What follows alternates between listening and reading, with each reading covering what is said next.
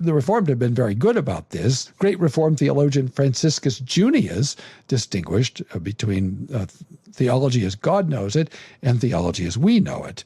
And I'm going to sort of roll out the technical language that he used. I'll try to explain it quickly.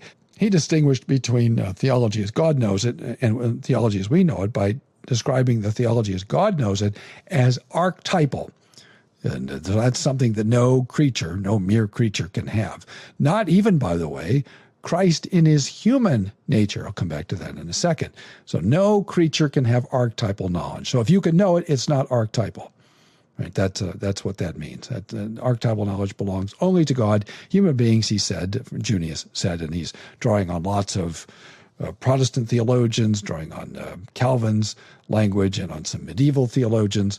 And he said the theology that we have is ectypal, and it's an analog is what it is. So an analog is not the thing.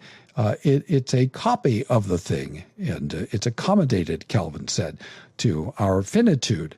And then he went on, Junius did, to distinguish different kinds of ectypal theology. There's the theology that you and I have now in this life. He called that pilgrim theology. And then there's the theology of those who have gone to glory. It's still ectypal. It's still for creatures. It's still for humans. It's still only an analog of what God has. And he called that theology the theology of the blessed.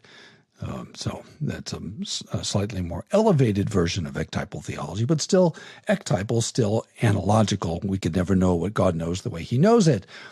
Our intellect never intersects with God's intellect. It's always parallel to God's intellect. Our understanding never intersects with God's. It's always parallel to. Why? Because we're not God. God's infinite. He knows everything as fully as it could be known from all eternity without any change and in a single instant, and that certainly isn't true of you and I.